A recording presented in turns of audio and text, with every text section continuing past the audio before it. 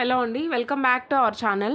మన ఈరోజు టాపిక్ వచ్చేసి జీవ భౌగోళిక రసాయన వలయాలు చూద్దాం. అంటే లైక్ వాటర్ సైకిల్ కావచ్చు, నైట్రోజన్ సైకిల్ కావచ్చు, ఆక్సిజన్ సైకిల్ కావచ్చు, కార్బన్ సైకిల్ కావచ్చు, వీటన్నింటినీ కలిపి మనం జీవ భౌగోళిక రసాయన వలయాలు అంటాము.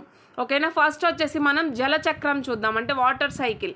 జలచక్రం ఎలా జరుగుతుందంటే, ఫర్ ఎగ్జాంపుల్ మనం చూస్తూనే ఉంటాం కదా, నీరు ఒక చెట్టు ఒక 100 లీటర్ల నీరు తీసుకుందనుకోండి, ఒక 1 లీటర్ మాత్రమే యూజ్ చేసుకుంటుంది తన జీవక్రియలు ఏవైతే ఉన్నాయో మొక్కకి సంబంధించినవి.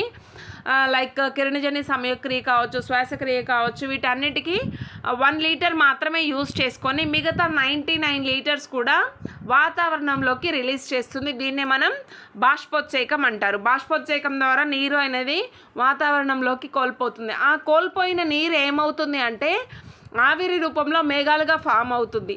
ఫర్ ఎగ్జాంపుల్ ఒక సముద్రం ఉంది, ఆ సముద్రం నుంచి నీరు కొంత ఆవిరైపోతుంది, అది కూడా మనకి మేఘాల రూపంలోకి వస్తుందన్నమాట. ఓకేనా. ఇక్కడ చూసారు కదా, ట్రాన్స్పిరేషన్ అంటే మనకి బాష్పోత్సేకం అని. సముద్రాల నుంచి నీరు ఎవాపరేట్ అవుతుంది, మొక్కల నుంచి ట్రాన్స్పిరేషన్ అవుతుంది. ట్రాన్స్పిరేషన్ అంటే లైక్ బాష్పోత్సేకం అన్నమాట.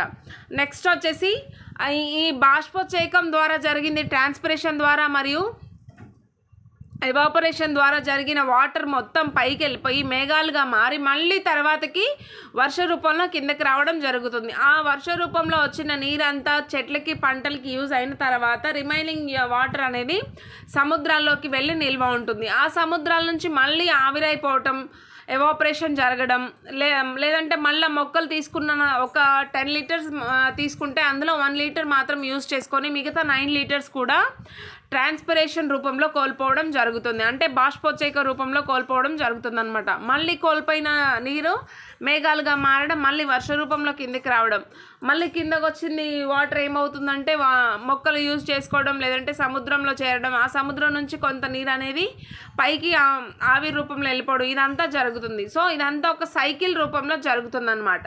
దీన్నే మనం జలచక్రం అంటారు. ఇక్కడ చూసారు కదా, అంటే ఫస్ట్ భూగర్భ జలం అనేది కొంత మొక్కలు వాడుకుంటున్నాయి, తర్వాత సముద్రాల్లో ఉన్న నీరు అనేది ఎవాపరేషన్ అయ్యి ఇక్కడికి వెళ్ళిపోతుంది. ప్లస్ మనకి భూగర్భ జలం ఏదైతే ఉందో వేర్ల ద్వారా మొక్కలు తీసుకుంటాయి. ఆ మొక్కలు ఏమవుతుందంటే ట్రాన్స్పిరేషన్ రూపంలో, అంటే బాష్పోత్సేక రూపంలో కొంత కోల్పోతుంది, అది మేఘాలుగా మారుతుంది. ఈ మేఘాలు మళ్ళీ వర్షం వచ్చి మళ్ళీ కొంత నీరు సముద్రాల్లో, కొంత నీరు చెట్లకు ఉపయోగపడేలా, కొంత నీరు భూగర్భ జలంగా మారిపోతుంది, మళ్ళీ అది వర్ష రూపంలోకి వెళ్ళిపోతుంది. ఇలా సైకిల్ రూపంలో జరుగుతుంది కాబట్టి దీన్ని మనం జలచక్రం లేదా వాటర్ సైకిల్ అంటారు. ఇది ఒక మనకి ఫస్ట్ జీవభౌగోళిక రసాయన వలయం అన్నమాట. నెక్స్ట్ సైకిల్ చూద్దాం. నెక్స్ట్ సైకిల్ వచ్చేసి మనకి నైట్రోజన్ సైకిల్. నైట్రోజన్ వలయం అంటారు కదా. అసలు నైట్రోజన్ గ్యాస్ ఎంత ఉంటుంది అంటే మనకి వాతావరణంలో అన్నింటికంటే ఎక్కువ నైట్రోజనే ఉంటుంది. 78% అనేది నైట్రోజన్ గ్యాస్ వాతావరణంలో ఉండడం జరుగుతుంది. ఓకేనా. ఈ నైట్రోజన్ గ్యాస్ ఎలా ఉంటుందో చూద్దాం. ఫస్ట్ వాతావరణంలోని నైట్రోజన్ అనేది నత్రజని స్థాపన బ్యాక్టీరియా ద్వారా నేలలోని నైట్రోజన్గా మారుతుంది. మనకి వాతావరణంలో నైట్రోజన్ ఉంది కదా, ఆ వాతావరణంలోని నైట్రోజన్ అనే దాన్ని డైరెక్ట్గా మొక్కలు అనేవి తీసుకోలేవు. ఓకేనా. నత్రజని స్థాపన బ్యాక్టీరియా ద్వారా అది నైట్రోజన్గా నేలలో ఉండే నైట్రోజన్గా మారితే అప్పుడు ఉపయోగించుకోగలుగుతుంది. ఓకేనా. డైరెక్ట్ నైట్రోజన్ని, వాతావరణంలో గ్యాస్ రూపంలో ఉన్న నైట్రోజన్ని మొక్కలు అయితే ఉపయోగించుకోలేమన్నమాట. ఆ నైట్రోజన్ను ఒక బ్యాక్టీరియా సమక్షంలో నత్రజని స్థాపక బ్యాక్టీరియా అంటాం, లేదంటే నైట్రోజన్ ఫిక్సేషన్ బ్యాక్టీరియా అని కూడా అంటాము. ఆ బ్యాక్టీరియా వచ్చేసి మొక్కలకి యూజ్ అయ్యేలాగా దీన్ని కన్వర్ట్ చేస్తుంది. ఏది? మన వాతావరణంలో ఉన్న నైట్రోజన్ని. ఓకేనా. అప్పుడు మొక్కలు ఉపయోగించుకోగలవు.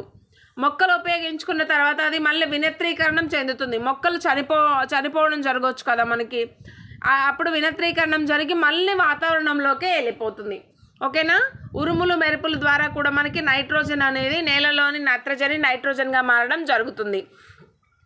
ఈ నైట్రోజన్ వచ్చేసి మళ్ళీ ఇదే చెప్పాను కదా, వినియోగదారులు అంటే మనకి జంతువులు ఉన్నాయి కదా, జంతువులలో ప్రొడ్యూసర్స్ అంటే మనకి మొక్కలు, వినియోగదారులు అంటే జంతువులు అన్నమాట. జంతువులు చనిపోయినప్పుడు అవి కుళ్ళిపోతాయి, లేదంటే మొక్కలు చనిపోయినప్పుడు కూడా అవి కుళ్ళిపోతాయి. మొక్కలు కానీ జంతువులు కానీ చనిపోయినప్పుడు, లేదంటే మట్టి రాళ్ళు శీలలు నుంచి కూడా నత్రజని అనేది ఫామ్ అవుతుంది. ఓకేనా. నేలలో నత్రజని మనకి ఎలా ఫామ్ అవుతుంది అంటే, మొక్కలు జంతువులు కుళ్ళిపోయినప్పుడు వాటిలో ఉన్న నత్రజని, మొక్కలు జంతువుల్లో కొంతవరకు నత్రజని శాతం అనేది ఉంటుంది. ఆ నత్రజని అనేది ఏమవుతుందంటే చనిపోయిన జంతు వృక్ష కళేబారాల మీద చర్య జరిపి సూక్ష్మజీవులు మనం అంటే చనిపోయినప్పుడు జంతువుల మీద కావచ్చు, మొక్కల మీద కావచ్చు చర్య జరిపి వాటిని కుళ్ళింప చేయడం వల్ల నైట్రోజన్ అనేది ఏర్పడి దాన్ని నేలలోకి విడుదల చేస్తాయి. ఏవైతే కొన్ని సాల్ట్స్, లవణాలు కానీ, పోషకాలు కానీ, నత్రజని లాంటి వాటివి కానీ, ఇవన్నిటిని కూడా చనిపోయిన జంతువృక్ష కళేబరాల నుంచి నేలలోకి వెళ్ళేలాగా చేస్తాయి సూక్ష్మజీవులు. ఓకేనా. ఈ విధంగా నత్రజని, వాతావరణంలో నత్రజని మొక్కల్లోకి, మొక్కల్లో నత్రజని భూమిలోకి, మళ్ళీ భూమిలో నత్రజని మొక్కల్లోకి, ఇలా సైకిల్ రూపంలో జరుగుతుంది. కాబట్టి దీన్ని కూడా మనం నైట్రోజన్ సైకిల్ అని అంటాము. ఓకేనా. ఇది సెకండ్ జీవభౌగోళిక రసాయన వలయాల్లో సెకండ్ వలయం అన్నమాట. నెక్స్ట్ సైకిల్ చూద్దాం. ఇప్పుడు మనకి కార్బన్ సైకిల్ అండి. అంటే కార్బన్ వలయం సూర్యరశ్మి నుంచి సన్లైట్ అయితే వస్తుంది కదా, ఆ సన్లైట్ని యూజ్ చేసుకొని మొక్కలు ఏం చేస్తాయి, కిరణజన్య సంయోగ క్రియను జరుపుకుంటాయి. కిరణజన్య సంయోగ క్రియ జరుపుకోవడం అంటే కార్బన్ డైఆక్సైడ్ని తీసుకొని ఆక్సిజన్ని బయటకు రిలీజ్ చేస్తాయి. మనం ఏం చేస్తాం, ఆక్సిజన్ని లోపలికి తీసుకొని కార్బన్ డైఆక్సైడ్ని బయటకు రిలీజ్ చేస్తాం. ఏదైతే కార్బన్ డైఆక్సైడ్ రిలీజ్ అయి ఉందో, నాట్ ఓన్లీ మన నుంచి రిలీజ్ అయిన కార్బన్ డైఆక్సైడే కాదు, వెహికల్స్ నుంచి కూడా మనకి కార్బన్ డైఆక్సైడ్ అయిన వాయువు రిలీజ్ అవుతుంది కదా, ఆ వాయువు ఫ్యాక్టరీల నుంచి కూడా రిలీజ్ అవుతుంది. ఆ వాయువులు అగ్నిపర్వతాల నుంచి కావచ్చు, శ్వాసక్రియ నుంచి కావచ్చు, లేదంటే జంతువులు కుళ్ళిపోవడం వల్ల కావచ్చు, వీటన్నిటి వల్ల కూడా మనకి ఫ్యాక్టరీల వల్ల కూడా కార్బన్ డైఆక్సైడ్ అనేది రిలీజ్ అవుతుంది. ఈ కార్బన్ డైఆక్సైడ్ ఏమవుతుంది అంటే మొక్కలు ఉపయోగించుకుంటాయి అన్నమాట కిరణజన్య సంయోగ క్రియకు. అందుకే మొక్కలు ఏమంటామంటే కాలుష్య నియంత్రణ కారకాలు అంటారు. కాలుష్యాన్ని నియంత్రిస్తాయి. బికాస్ మనం పొల్యూషన్ చేసి రిలీజ్ చేసిన కార్బన్ డైఆక్సైడ్ ఏదైతే ఉందో దాన్ని మొక్కలు అనేవి పీల్చుకొని పొల్యూషన్ని తగ్గిస్తాయి అన్నమాట. ఓకేనా. కిరణజన్య సంయోగ క్రియ ద్వారా మళ్ళీ మొక్కలు అనేవి కార్బన్ డైఆక్సైడ్ని తీసుకుంటాయి. దీన్ని కార్బన్ వలయం అంటారు.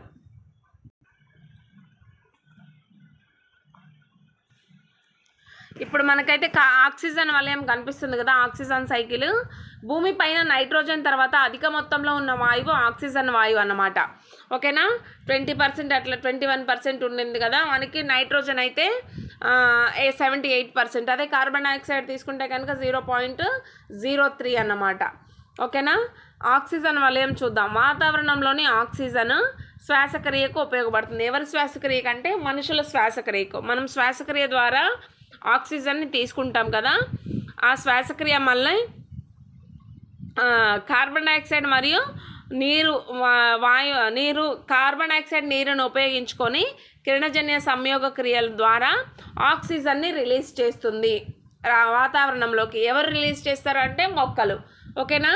కార్బన్ డైఆక్సైడ్ మరియు వాటర్ని తీసుకొని వాతావరణంలోకి ఆక్సిజన్ని రిలీజ్ చేస్తాయి మొక్కలు. ఆ మొక్కలు రిలీజ్ చేసిన ఆక్సిజన్ మనం తీసుకుంటాం, శ్వాసక్రియకు ఉపయోగించుకుంటాం.